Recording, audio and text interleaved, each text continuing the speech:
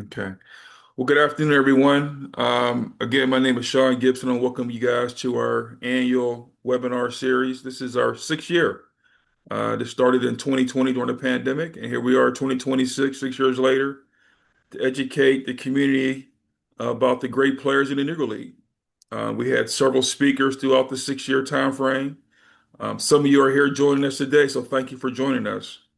As you heard me and Ted talking a few minutes ago, our main star, our point guard, our quarterback is missing in action, and who you all know, Gary Gillette.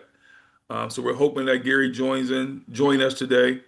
We have a great topic today, 42 for 21, and we're hoping that he sometime join in. So at this time, I will just go ahead and turn over to Ted, and he can. Is that you, Ted, or Tom? Well, you're to go first on the Family Alliance, and then Yeah. I'll jump in. Okay. So just real quick, guys. So most of you know who I am, the great grandson of Josh Gibson and the executive of the Josh Gibson Foundation. Also, the co-founder of the Negro Leagues Family Alliance, which is made up of descendant family members of Negro League baseball players. You can go to our website to hear more information, to learn more information about the Family Alliance, which is just Negro Leagues Family Alliance .com. I want to say we do have one of our members on here, which is the Stearns family. I think Joyce Thompson Stearns is on. She is one of our members as well. The one thing I want to say as far as the alliance, we support this effort of getting more Negro League baseball players into the Hall of Fame. That is the mission of the Negro Leagues Family Alliance is to always try to do our best to use our name and our brand to help other Negro League baseball players and family members to advocate for them in causes like this. And so I just wanted to say that Gary's having technical problems. Okay.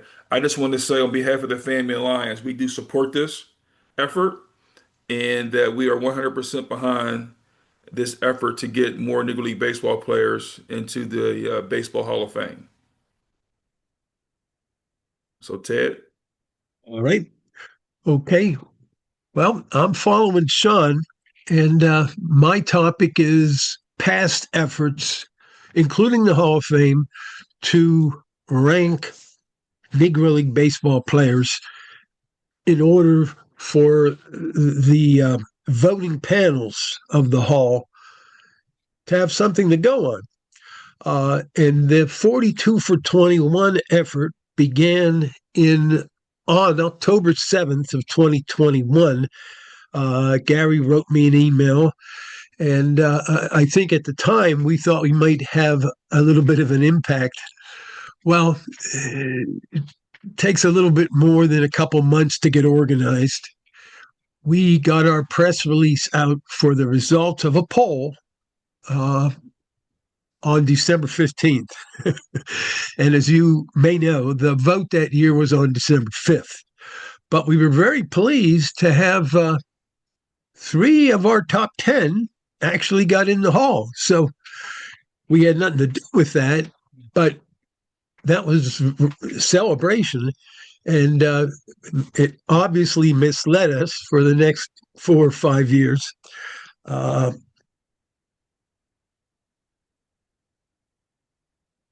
so the issue here is there are 125 players in the Hall of Fame debuting prior to April 15th, 1947, and earning their plaque prior to that date under segregation.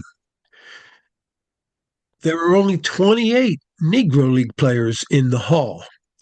That's according to the Hall of Fame. Frank Grant went in 2006, I thought, as a player, but he's now considered an executive. Uh, okay. Now, for every Negro League Hall of Fame player, for those 28, there are 4.5 traditional major league players. Now, obviously, maybe we will devolve into arguing how many there should be, and there's going to be a wide range of opinion. But I think everyone in this room and every open minded person realizes that a 4.5 to 1 ratio uh, doesn't do a good job of educating the public on the history of baseball. It's my view, and this is just my opinion, that talent and achievement among Negro League players could fill 58 to 80 um, plaques in the gallery. There's 28 at present, so that's a shortfall of 30 to 50. Uh, so 60 to 80 players would require between 5 to 7 at each position and 17 to 24 pitchers. And then executives, pioneers, managers, and umpires as required. Again, there are 125 players in the hall. One question pops up immediately: why not 125 Negro Leaguers?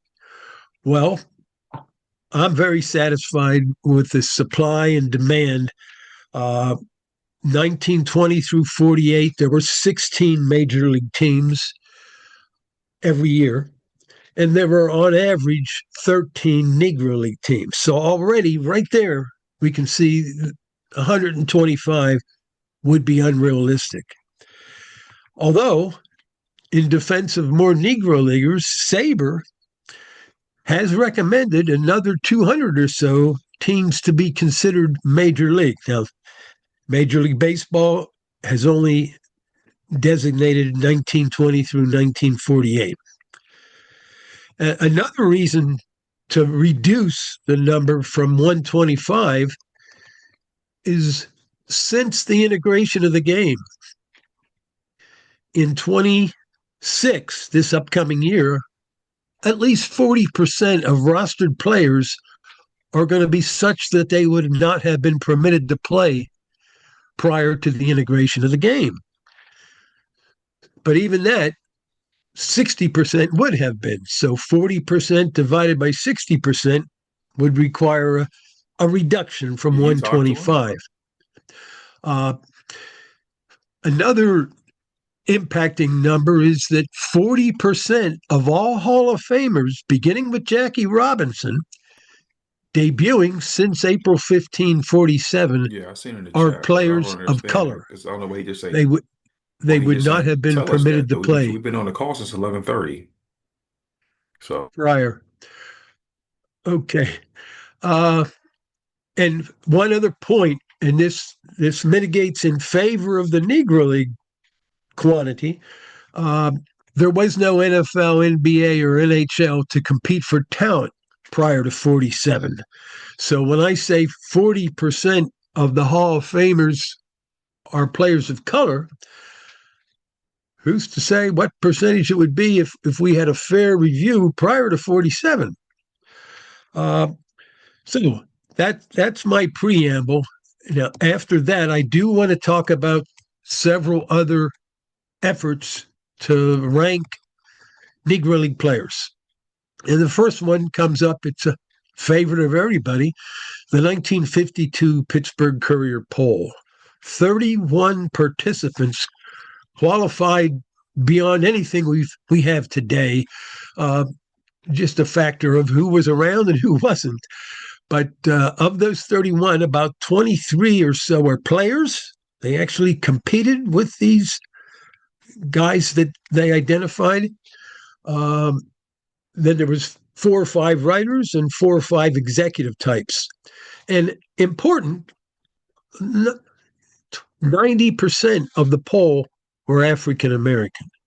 So this was for us, by us. This was a panel at the fading moments of the Negro Leagues. They identified 110 worthy players on 2 teams, a first and a second, and then a honor roll of an 82, 72, I think, were on the honor roll. Okay. So the expertise of that panel cannot be questioned. They didn't have any statistics. Now, they had seen these games live. There were some stats, from day to day, in the 40s in particular, how sports covered the league, but nothing like today.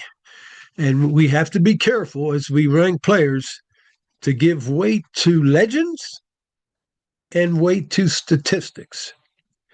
So now let's take a look at a few of the efforts so far. First of all, the Courier identified 110 players, 19 first team, 19 second team, and again, 72 on an honor roll. The Hall of Fame then gets involved, thank God, in 1971. And this continues on through 2028. That'll be the next time Negro Leaguers are eligible for the ballot. The first effort for 7 years in the 70s, there was a 10-person panel as qualified as the Courier poll.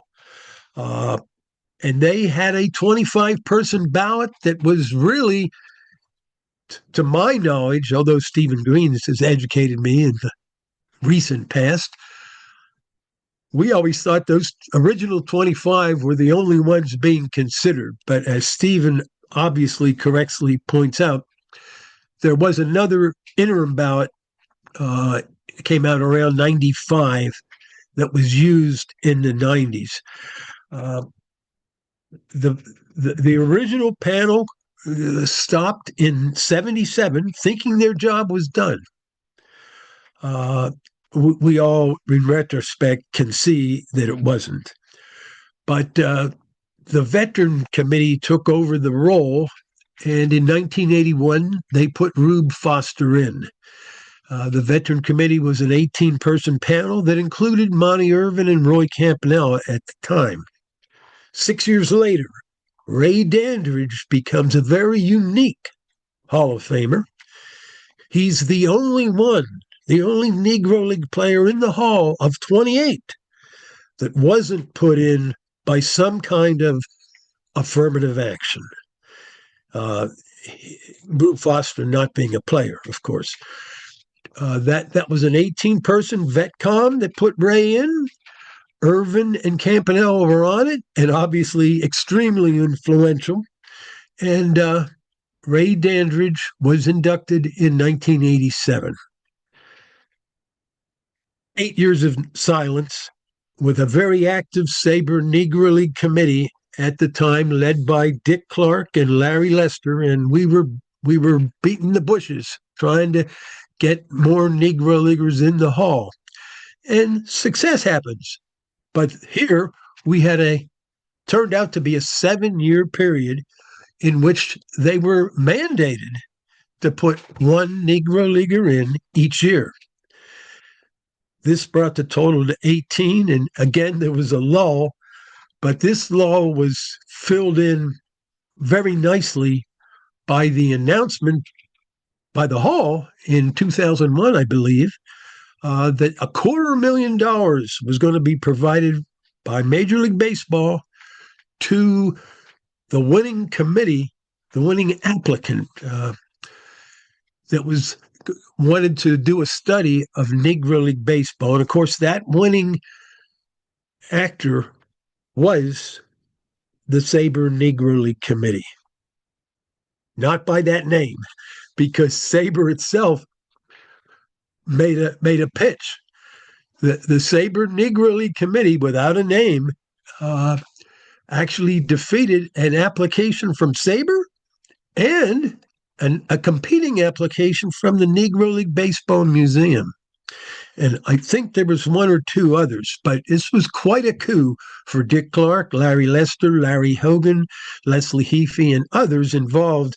And the name they took was the Negro League Researchers and Authors Group. And they should get a Pulitzer Prize for their efforts.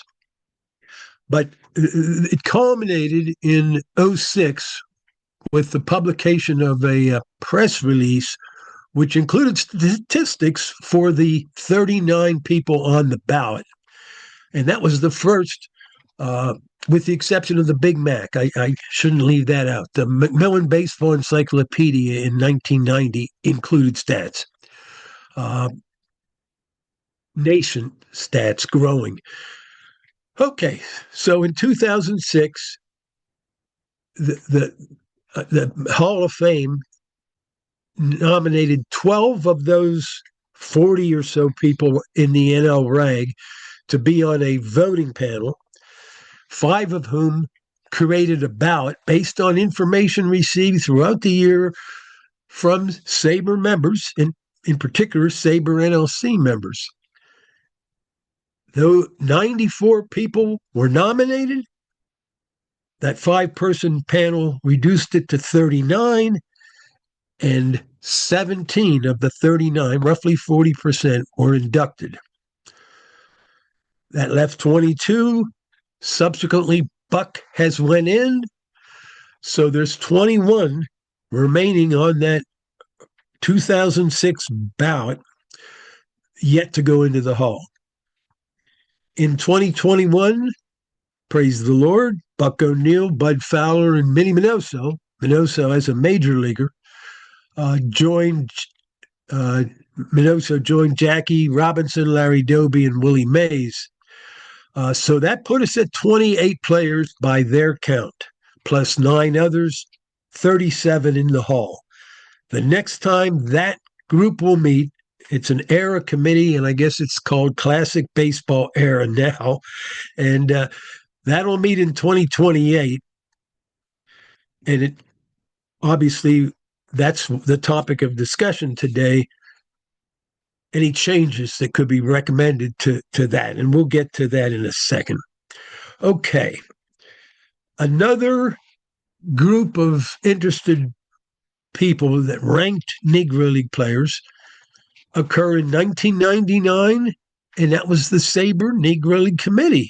And we had 65 people take part in the vote, identified 177 individuals, which I think was the largest to date number of players, and might remain the largest in one list. And that was the SABR Negro League Committee. In 2018, Jay Caldwell, embraced by Bob Kendrick of the Negro League Baseball Museum, conducted a survey of 166 people, and that's a minimum. That's all I know. There was 166 voters, general public, so this is not the same weight as the 52 Courier poll or the SABR NLC, but they named 32 players to a centennial team to be announced for 2020. It was announced in December of 18. Of those 32 players, all but 3 now are in the Hall. And we'll get to those 3 when I review the top 10 of the 42 for 21 poll and shut up and give you the floor.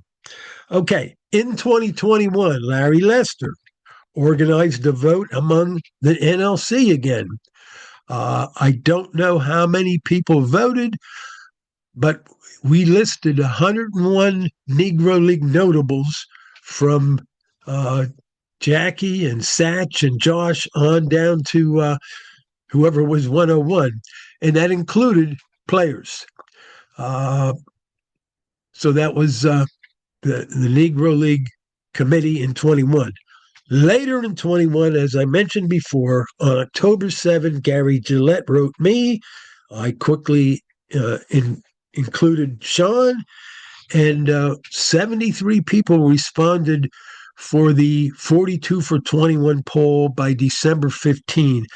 And we announced our top 10, which I'm going to cover in just a second. But Buck was third. Buck O'Neill was third. Bud Fowler was 9th. And Minnie Minoso was 10th. So 3 of our top 10 got in. And that was, I thought, grounds for celebration. All right.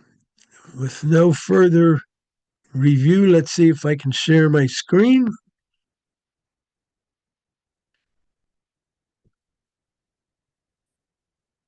Okay. So,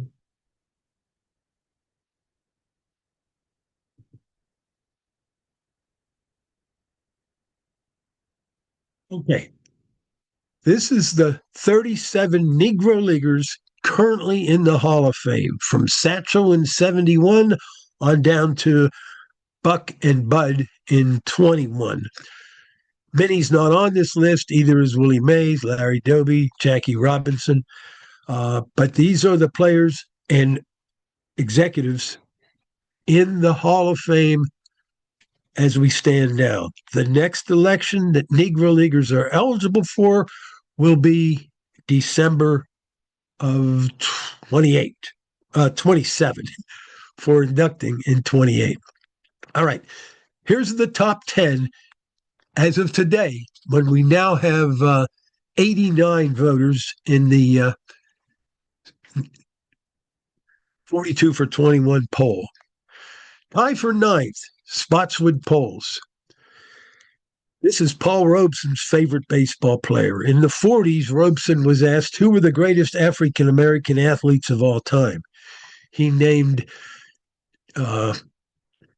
Jesse Owens, Joe Louis, and Jack Johnson, and Spotswood polls. Polls was on the 2006 ballot that the Hall put out, put together by the NL Rag, and he's fourth in the recent Negro League Committee poll that was done by Larry Lester in 21. Tie for ninth, and this guy gets a special boost because there are no Negro League second basemen in the Hall. This is one of the three shutouts that cry out for filling. Newtown. He's in 1952 second team utility second baseman, meaning he was behind Jackie Robinson and Bingo DeMoss. He also made the ballot in 06 and finished 10th in the NLC 21 rankings. Grant Home Run Johnson. Of all those rankings, the only one that he really popped up on is the 2006 ballot. He does rank in the 99 NLC and the 21 NLC, but not real well. This is because this man played his entire career before the Negro Leagues. So he needs more publicity. He's maybe the poster child for what the Hall of Fame needs to do to get these players more recognition. Number 7. Now here we come into the Hall Stars. Now the entire top 10 finished 2 standard deviations above the norm in this poll. So these are the best of the best in the opinion of the 89 voters. In 1999, you can see Lundy was second in the NLC poll, Negro League Committee poll. He makes the ballot in 06, and in 2021, he's now number 1. Dick Lundy got every vote that was cast in 2021, 100%. No brainer to be in the Hall. Next is Vic Harris, and he gets another special pass because Rube Foster was a manager, Oscar Charleston was a manager. We know this. But there is no manager in the Hall of Fame for that purpose alone. Foster's in as a pioneer or an executive. Charlie is in as the best outfielder in the game. Vic Harris has the highest winning percentage of any major league manager, and he's not in the Hall of Fame. And he got less than 25% of the vote in 21. But he finished 6th in the Negro League Committee poll, and he currently is 6th in the 42 for 21 poll. Okay, Gus Greenlee, ignored in 2006. He was nominated but didn't make the ballot for probably a reason that seems ridiculous now.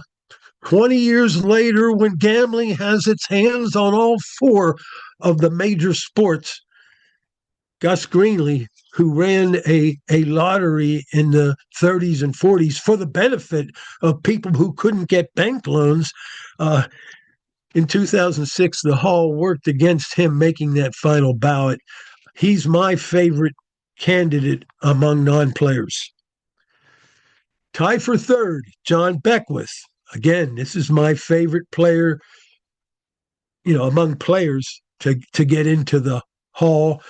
He's a second team 52 Courier poll. He's third in the Negro League Committee poll of 99. He makes the ballot, and he's sixth. And just to be clear here, with a qualifying percentage, 79%, to get into the Hall in the 21 Negro League Committee poll. Okay, 3 to go. Tie for third, John Donaldson. This is a 1952 Courier first teamer. How he's been ignored for 46 years or whatever it is, it's hard to believe. He's also, I think he's the only player on the 06, 21, and 24 ballots. And he got at most 25% in 24. He also, now we get into another category, which to me is, should be automatic for the Hall of Fame voters.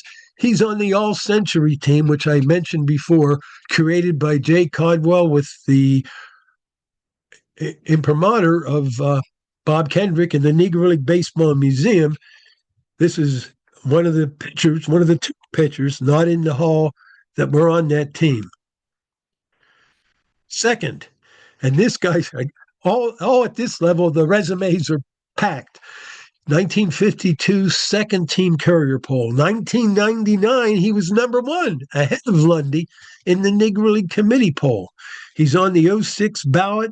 He also is on the All-Century team of 2018. And in 21, he backed up a little bit. He's number two on the Negro League Committee vote. He's tied with another player coming up later in the Negro League Committee poll. So unimpeccable credentials. This man is 3 standard deviations from the norm in the 42 for 21 poll. And finally, I'm a little embarrassed because as conducting the poll and him being my favorite player,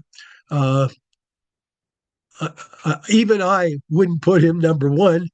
But as you will see, he's a right fielder. There's no Negro League right fielder in the Hall of Fame. So he gets the same Newt Allen and Vic Harris pass. He's on the 06 ballot, one of 5 outfielders on that ballot. He also is on the 2018 Centennial team. And he was tied for second with Dick Redding in the Negro League Committee team. So those last 2 are recent. Apparently, I'm not the only one, and the voters here are not the only ones who feel Rapp is at the top. The Centennial team has him one of 3 players on that team that's not in the Hall, and the Negro League Committee had them pretty much the same high ranking.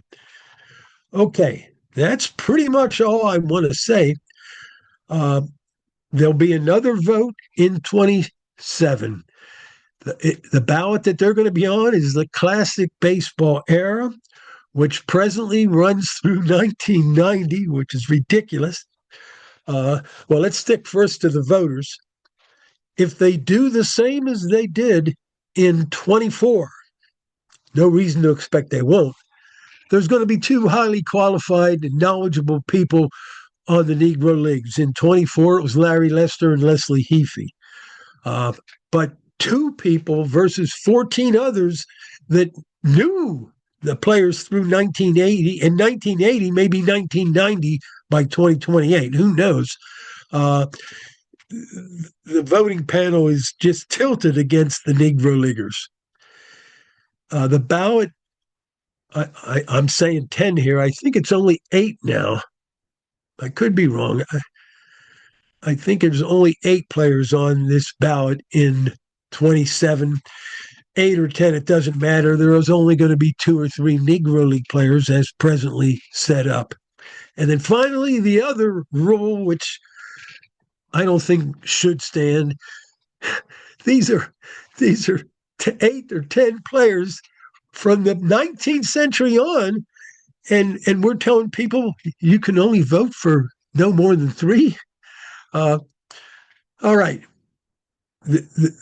my idea would be to replace that what you see there for December 27 by simply replicating what was done in 2006, and that is 12 voters or 16 if they won, all highly qualified on the subject of Negro League baseball. And why not? Why not just use the first 42 candidates on the 42 for 21 poll? But that's for them to decide. But I do think a number in that range, 42, it was 39 in '06, would make for a fair ballot.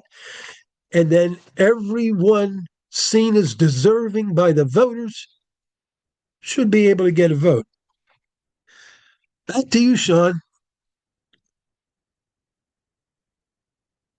Okay, well, Gary has joined us. Thank you. And I do want to apologize because I think on my introduction, I kind of like I was all over the place a little bit. I didn't really get a chance to really do a great introduction because we was trying to figure out what was going on with Gary. But I apologize for that because we didn't even announce all of our speakers. So everybody, I mean, I'm sure everybody know our speakers, but Ted, Nori, Gary Gillette, and myself, and our co-host is in the background is Tom Kern. So I didn't get a chance to announce everybody. But now that Gary has joined us, we'll turn it over to Gary, and we'll go from there. Glad you was able to join us, Gary. Good. Yeah, thanks. I'm sorry about that. For some reason, my Zoom connection wouldn't work. It kept trying to get me to re-register, and then it would send me to a thing that wouldn't let me join.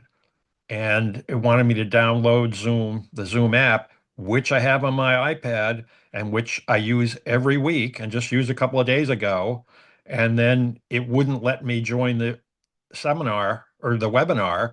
It said, you've been invited to join as a panelist, but there was no link to join. So ultimately, I had to have Tom send me a clean link without registration info, and that got me in. I apologize. Anyway, there's no point in lamenting that. So I'm going to talk for a little while and hopefully have something meaningful to say. So thanks everybody who joined us today. You've heard what my colleagues Sean Gibson and Ted Knorr have to say, and I hope you've been impressed by Ted's recitation of the historical evidence. I certainly am. It is undeniable that Black players from the national pastime segregated era are substantially underrepresented in Cooperstown. I have a few additional comments I'd like to offer for your consideration. Unfortunately, I don't believe that, in the memorable words of the captain in Cool Hand Luke, what we've got here is a failure to communicate. Communication between the Hall of Fame and the baseball public is just fine. What is not fine is the Hall's defense of its careful gerrymandering of its electorate, and the electorate being the way people are, Black players from the segregated era voted to the Hall of Fame. The carefully chosen words and actions of the Hall of Fame speak clearly to their apparent goal of restricting future election of Black players, managers, executives, and umpires from the segregated era to the Hall of Fame. And if you doubt me, you can just refer to Josh Rowitz's words to Jay Caldwell, that there were enough people in there, and subsequent comments about we want to keep the Hall to the 1%, the best of the best. Weirdly, while critics of proposals to elect more Negro leaders to the Hall of Fame often decry the supposed quota systems of these initiatives, it's actually the Hall itself that is intent on enforcing an informal but strict quota system of its own. If you think that's unfair, I ask you, when has the Hall of Fame been proactive when related to including Negro leaders, as opposed to being reactive to public pressure?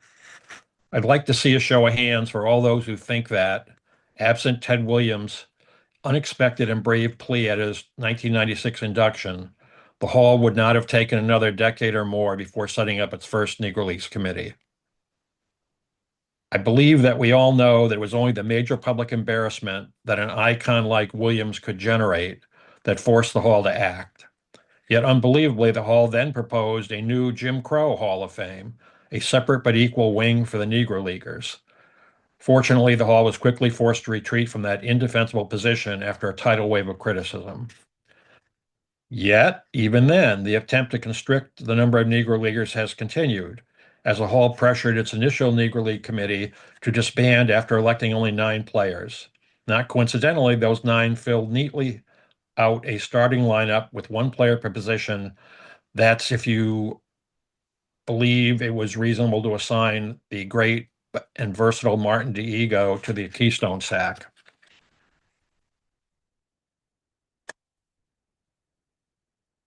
Excuse me here.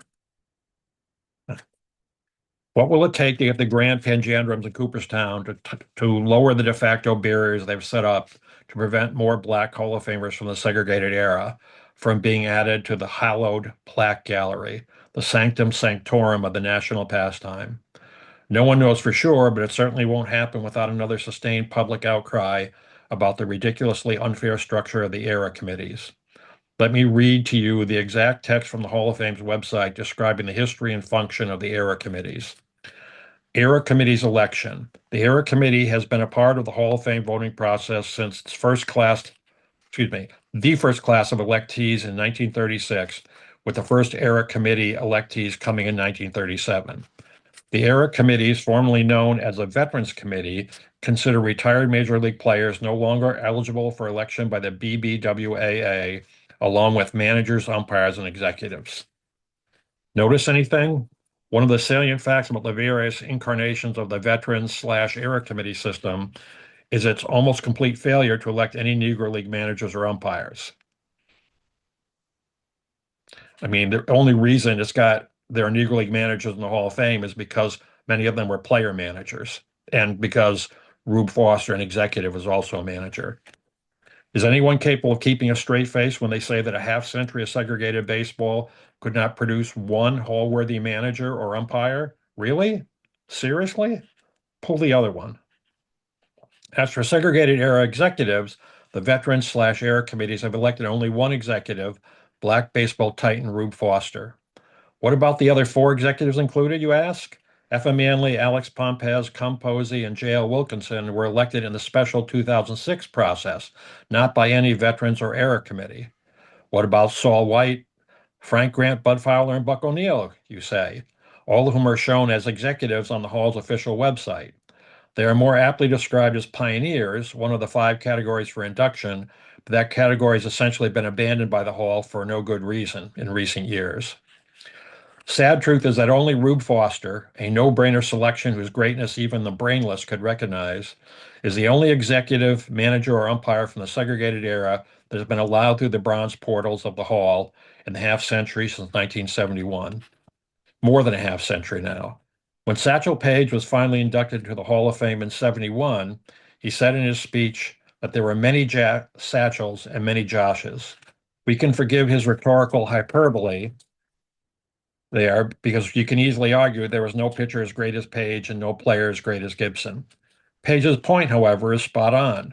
There were many great players in the segregated era, far more than have been since immortalized in bronze in Cooperstown. It's great that underappreciated outfielder Pete Hill has a plaque, yet the brilliant but almost unknown outfielder Rap Dixon does not. Shortstop Pop Lloyd was inducted in 1970, well, not 71, in the 1970s, excuse me, I have a typo there, and Willie Wells in 2006, but King Richard, the great shortstop Dick Lundy, has been excluded, as has Grant Home Run Johnson, probably the greatest black player of the 19th century. Intimidating, flame-throwing hurlers like Page and Joe Williams have been honored, but Cannonball Dick Redding remains on the outside, virtually anonymous. In conclusion, I'd like to repurpose an off-reference phrase from American history that seems appropriate to describe the Hall of Fame's history in this regard. In the Supreme Court's precedent-shattering Brown versus Board of Education ruling in 1954, the court ordered that segregation should be ended, quote, with all deliberate speed, end quote. Unfortunately, that unclear language gave enough latitude for recalcitrant Southern states to disingenuously drag out the desegregation process. It has now been 55 years since the legendary Satchel Paige took his rightful place in Cooperstown, yet we are still struggling to end discrimination against the great black players, managers, executives, and umpires of the segregated era. That's a wrap. Thanks, Gary.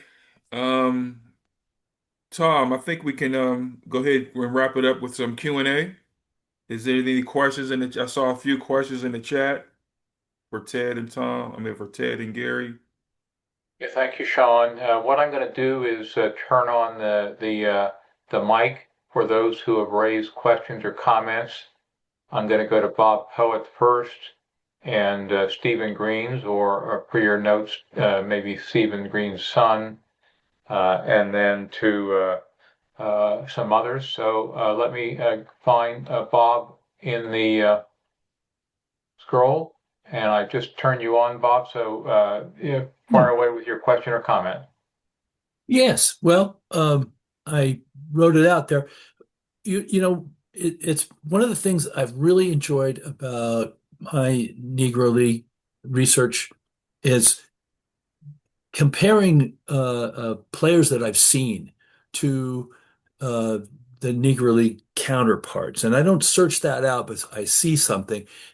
So in the Q&A section, they were talking about Nip Winters. And I know he's somewhere on your 42, 21 for 42 list.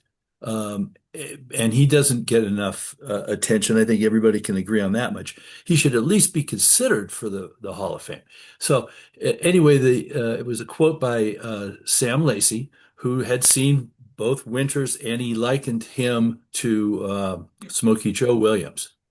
And he said, hey, it looks like he's just handing the ball to the catcher. The ball is so quickly upon you that as a batter, you have hardly any time to redo it.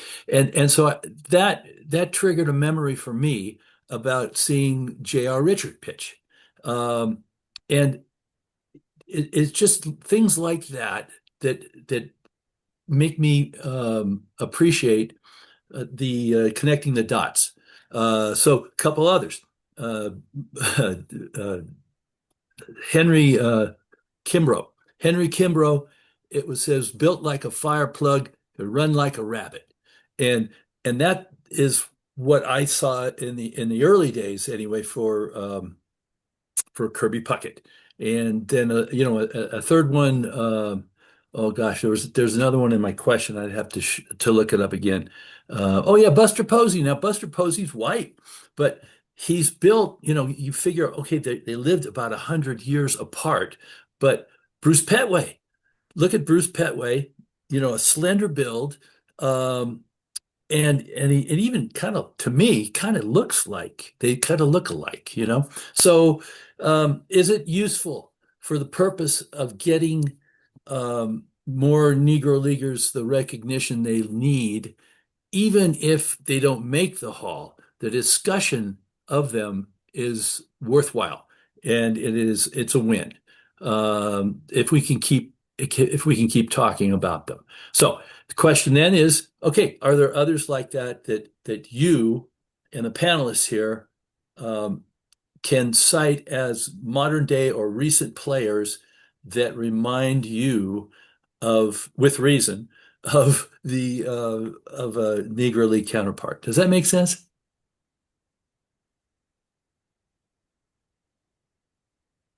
Hello?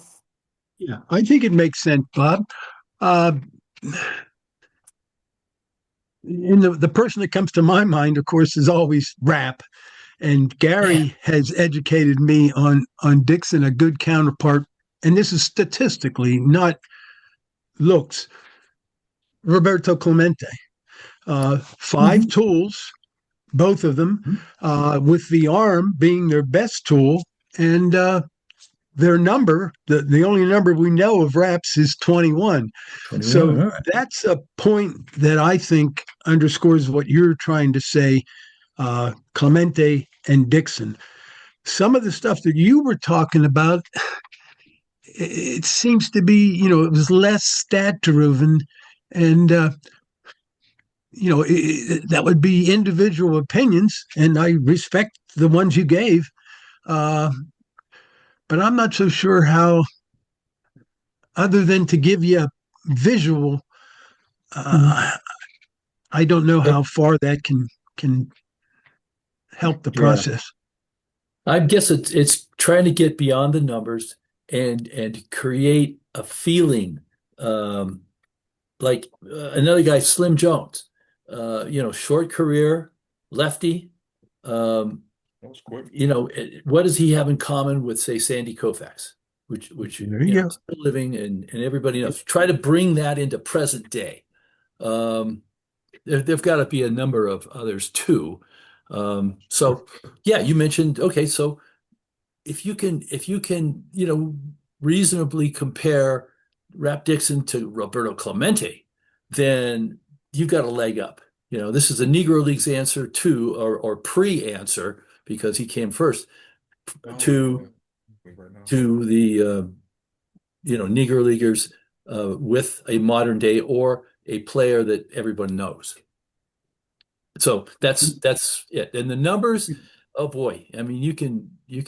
Well, it's like Phil Dixon on his. I hope everybody here is tuning in to Phil Dixon every day on YouTube when he has his daily chat. But one of the things he likes to do is he quotes Toby Hara about statistics. Baseball statistics are like a girl in a bikini. They show a lot, but not everything. So this is something that, yeah, you're right. It does go beyond the statistics, but it's more of a feeling finding expedition. And just to add to your just real quick, I would just say for the sake of time, we can just keep the questions because we got more questions. So we got about 10 minutes. So I want to make sure everybody get their question in. Thank you.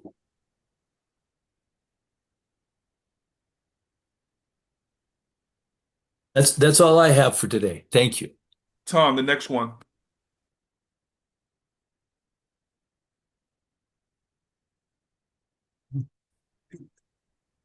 Stephen Green's son has a question. Is Tom there, or can you? Yeah, I can do it. Yeah. There we go.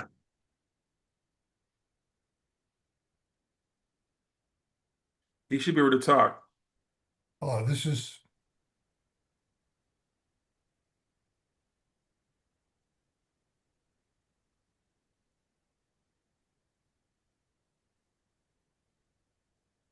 He should be able to speak. If he still has a question. Yeah. Okay, we'll go to the next question then. Tom, are you there?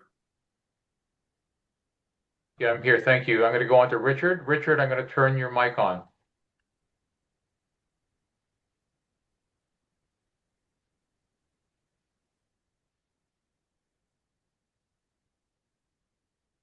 So, Richard, you're up. My question was simply, how does the average fan support efforts to get more Negro League players inducted?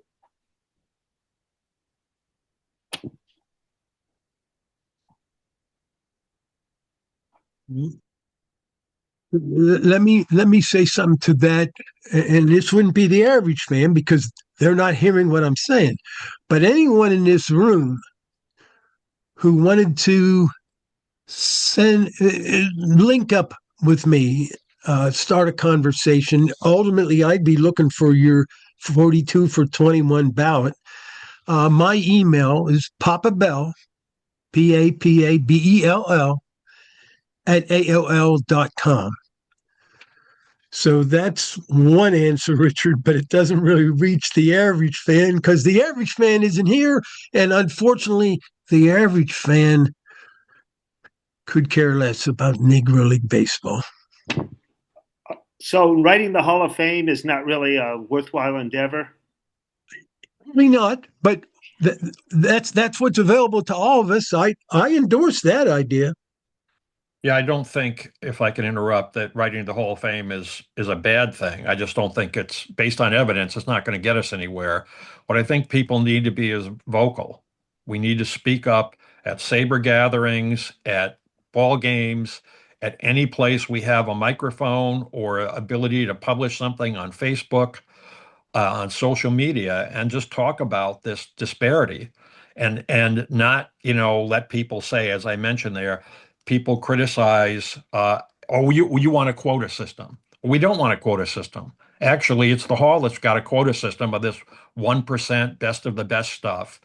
And if, as Ted pointed out, if you look at the post-integration history, the black players greatly exceeded their quota in terms of the representation. Now, part of that is because of the continued latent discrimination in the American League, especially, but also in the National League, where you had to be a starting player to keep your spot if you were black. If you were a Scribini or a reserve, you had to be white. Only white players could fill those billets, and that lasted for 10 to 20 years. And some would say it's still true today. If you're not a regular player, black people don't stick on the roster.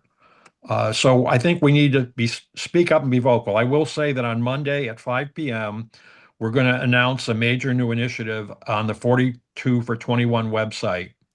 And we're going to post that then. I won't tip it. If you don't know the website, it's 424 FOR 21.org. 4221 in numerals and FOR in the middle in letters.org. We'll have that announcement on Monday at 5 p.m. Thank you, Gary. I want to circle back to Stephen Green's or his son, not sure who we have the pleasure of here. I've gone ahead and unmuted. Please jump in. Can you hear me? Yes. Okay. I'm sorry. My son was also on, but he went off. So it's just me. I think what we have here before you get to any discussion of the players is a real structural problem. You know, the classic era committee, which originally was going to be for players 1948 and earlier who had been skipped over, was adopted by the Hall of Fame because too many players from the pre-integration era, pre-48, had been elected by the veterans committees. They had overwhelmed the numbers percentage-wise. But what the Hall didn't do was exclude the Negro Leaguers, who all of whom were from the 1948 and earlier period. So we got our people lumped in with the over-admitted white Hall of Famers from the traditional major leagues. And because of that, we're stuck in this classic era committee where most of the voters are not Negro League educated, and they can only vote 3 ballots at a time. I mean, we'll be lucky to get one Negro Leaguer in every 9 years, the way this thing is set up now. Now, I sent a letter to the president of the Hall of Fame, which I posted on the historical Negro League site and Facebook, where I pointed out this problem. His response, which I also posted on the site, was, well, I understand, and we'd like to hear from you, but we're happy with the current system. I will tell you, until that system changes, we have no chance at all of getting a fair amount of Negro Leaguers elected. And I would disagree with the prior people who suggested that writing to the Hall of Fame doesn't matter. I think it does. I got a full response from the president of the Hall of Fame, and if he were buried with like 20 letters like that, I think maybe he would listen, because structurally we can't get anywhere. We can play among ourselves as to which 10 people or which 20 people should be admitted, but there's no real process in place. In effect, it's a Jim Crow system right now again, because of the way it's set up. And it wasn't meant to work that way, but it worked that way because they lumped in the Negro Leaguers. I thought, for example, the chart, no, it was actually the pictures that Ted put up of the 10 people who are most eligible based on the most recent voting was exactly the list I would pick. Exactly the same players. I might have added C.I. Taylor. But other than that, it was a perfect list of the right people who should go in order. But we can't get them in the way things are set up now. That's my point. I just like to amplify what Steve said. we need to have sustained pressure. I would love to believe that writing the Hall of Fame will have an effect. Steve has a book, a very good book out. I think that's why he got a reply. Other people have not been granted replies. But I think the only thing that's going to force them to act is sustained public embarrassment. They are reactive, not proactive. They've made it very clear. Josh Rawitz has made it very clear they're happy with the current system. The only place that I really disagree with Steve was where he said it. I believe he said it was unintentional. The current system is going to exclude people. I believe it was absolutely intentional. I think what's going on, although I can't be sure, is that the Hall is embarrassed by all the not worthy white players that were inducted by the Veterans Committee from the pre 1948 or pre 1950 period, and that in an attempt to prevent more embarrassing admissions of non-deserving players from that era, they've clamped down on the black players as well. But the black players have never gotten the same kind of review and consideration that the white players in the segregated era have gotten. Dan Diadana, who's a very, very good scholar on the Hall of Fame, sent me an email a few months ago saying that I believe, and I'm going from memory here, and he's in the chat, I think. Yeah, he is, that there were 25 reviews of white players on various committees over the years, of all white players that the BBWA didn't elect or that the Veterans Committee hadn't already elected. There's been something like 7 of black players. They have poured over that scrap heap of white players prior to 1950 so many times. There's hardly anyone even deserving of being put on a ballot. But now they're punishing the black players for the sins of the old Veterans Committee, where that was just cronyism. Gary, we're at the top of the hour. We still have a handful of questions and comments. We're happy to go for another 15 minutes. I'm going to call on the following folks in the order that I list their names. So if you could make your question or comment brief, I'm going to call on Dan Diadana, and I've just unmuted you, Dan, then go to Brian Carroll, Ryan Wordy, Alan Cohen, and Mark Armour. You're up first, Dan.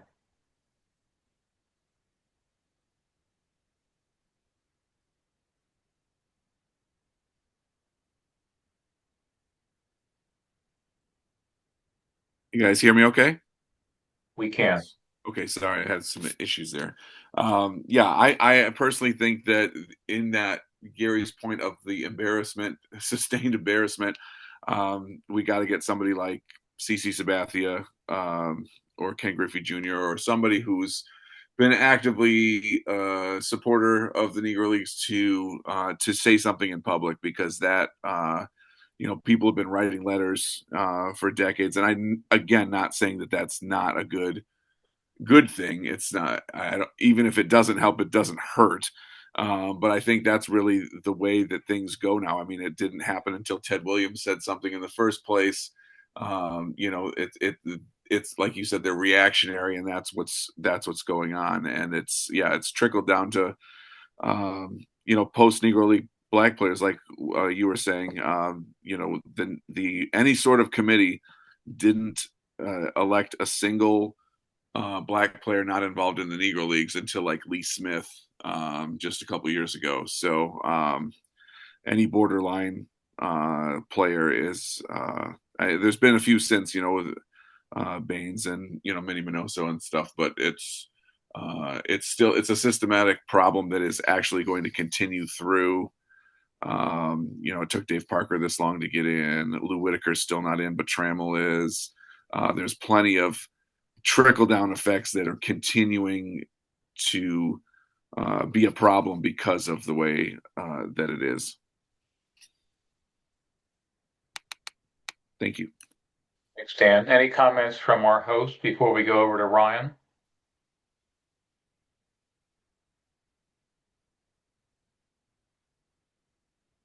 I think we're good. Ryan, I put you on the screen. I think you can go ahead. Can you hear us all right? Yeah. Can you hear me? Yes, thank you. Well, I guess I was going to say that a shame. This what's worked in the past. Hall was shamed by Ted Williams, and then it was shamed over its early Jim Crow section. It's always been shame, and I hate that we have to do that. I don't like going negative, so to speak, but we have to.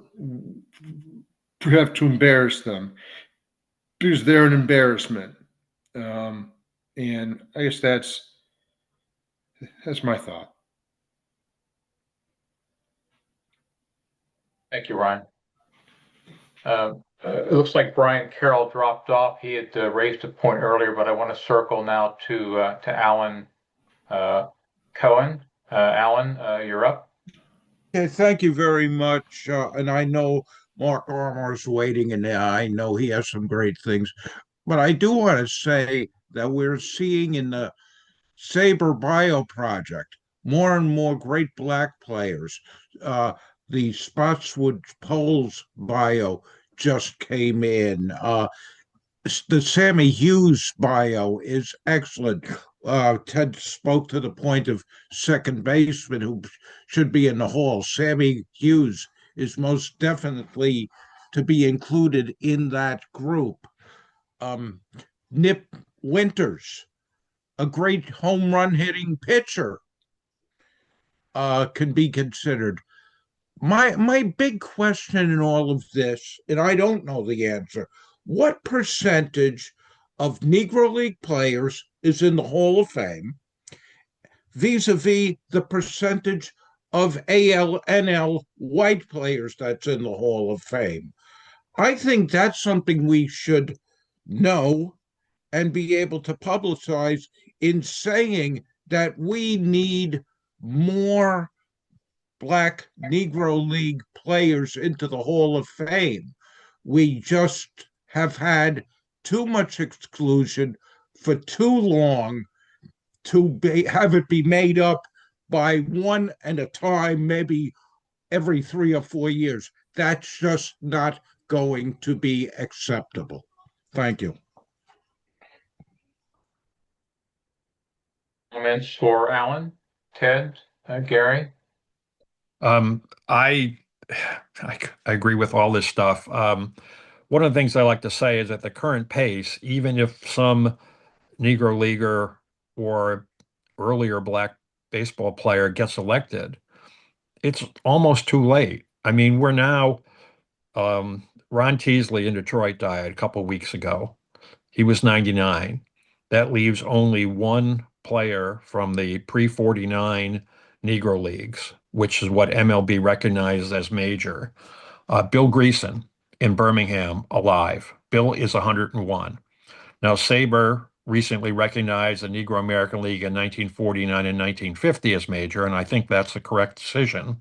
So there are more players there, and many people, Phil Lee, Mark Armour, Alan Cohen, are working on generating that list. But soon they'll be dead too.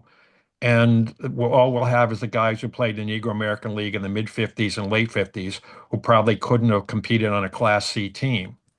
And so we're going to lose the kids, the children of the Negro Leaguers, not that too far in the future.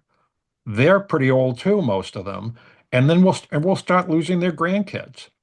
I mean, at what point? Obviously, it's an honor, and I think Joyce Stearns is on the chat here. I can't see a list. It's an honor to have Turkey Stearns inducted, and in 2000, 21 years after his death, more than 21 years too late, he was.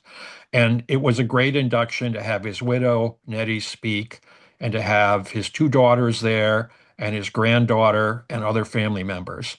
But wouldn't it have been better if he were there too? I mean, why do we have to punish these guys? And it's not just the black players. Ron Santo didn't get in while he was alive, nor did Minnie Minoso. Their stats didn't change one iota from when they were alive to when they were dead. But after they were dead, hey, let's put them in. It's just inexcusable.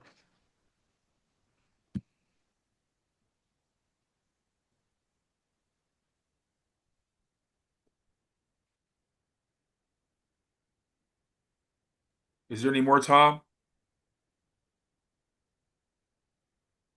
Mark, we called you up now. You're on to finish out the comments from the audience, and then we'll turn it over to Sean, Ted, and Gary for their last comments. So over to you, Mark.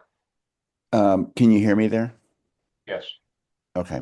Well, couple of the things I was going to say, Dan Diodana said, and Gary. But one thing I would like to add to which Dan actually put in the chat is that I agree that the Hall should be pressured.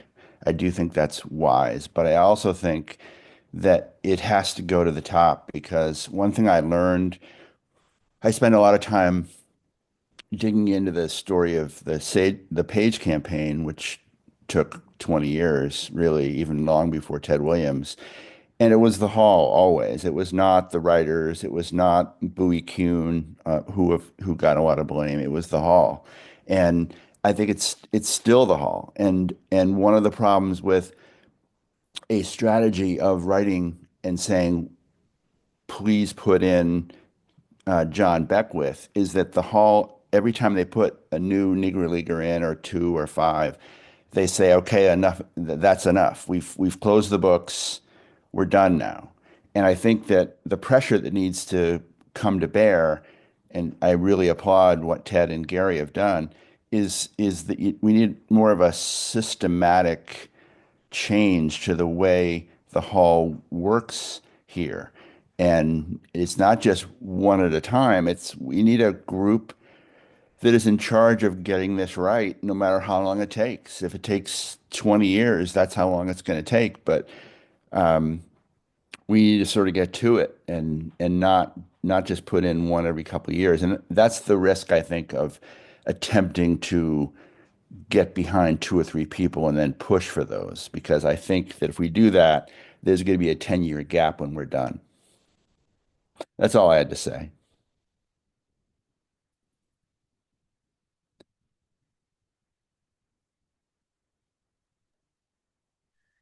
Okay, Yeah, thanks, and Mark. Tom, Ted, you had I'm any going to comments jump on in. that real quick? Yeah, go ahead. Well, my comments on what Mark said is 100% agreement, just like with the previous 10 speakers. But I do want to say one thing, and this is to a particular person in the audience that I see here, and I am thrilled that he showed up. I'm not going to name him, but I'd love to hear him speak. A young African American sports fan, baseball fan, politically active, exactly the person that is needed to push things further. And I just want to let him know I see you, and looking forward to seeing you again. And let's get something done here. Any other comments before we wrap up? Okay. Well, again, I want to thank everybody for joining us today, especially our speakers. Tom, for some reason, my camera's not coming back on. I guess, oh, here it is. Because everybody's technology is messing up today.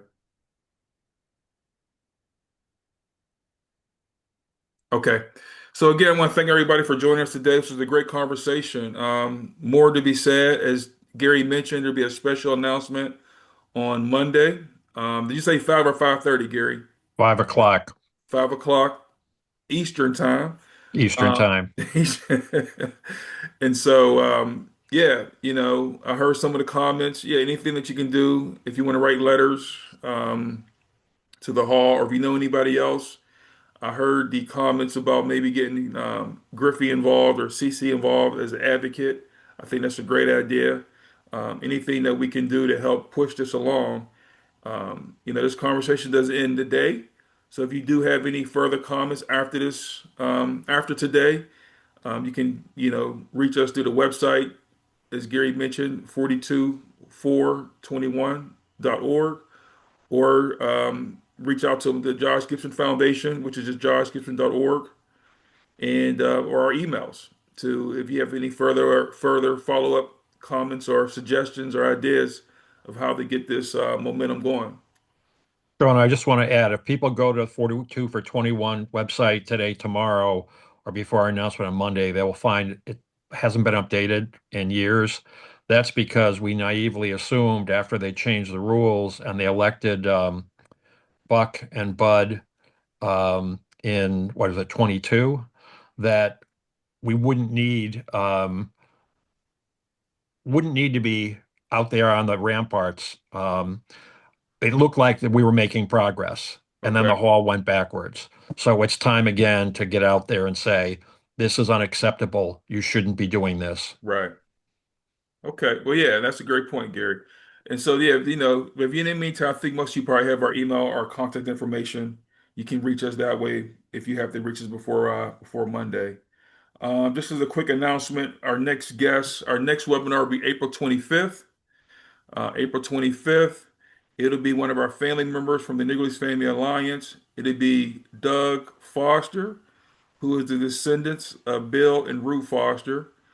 He will be our next speaker on April 25th. The link will be out soon. So hope you guys can join and hear Doug's story of being descendant of course, the founder of the Negro Leagues and all the other great work that he is doing in the Maryland, D.C. area with his foundation. So until then, that's it for me. I don't know if Ted or Tom or Gary has anything else to say. And if they do, we can, after they finish up, we can go ahead and wrap up. Anybody, my co-host got any comments? No, I think I had plenty to say, and I'm glad that I was given the time, and the comments in the chat were really helpful, were really good.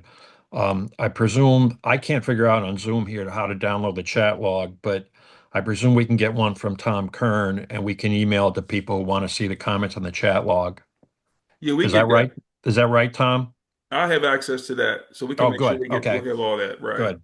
So we'll Yep. have all that. Yep. So, again, everybody enjoy your Saturday. I don't know where you're at, but it's 60 degrees here in Pittsburgh, so hopefully you got some nice weather wherever you're at. And let's keep this conversation going. Let's don't have this one day, this one Saturday to start this conversation. Let's definitely keep it going. And as Mark said, if it takes us 10, 15, 20 years, let's keep it going. So thank you guys for joining us, and hopefully I'll see you guys on April 25th, in 2 months. Thank Okay, you. thanks everybody for showing up. Gary, stay on. Okay.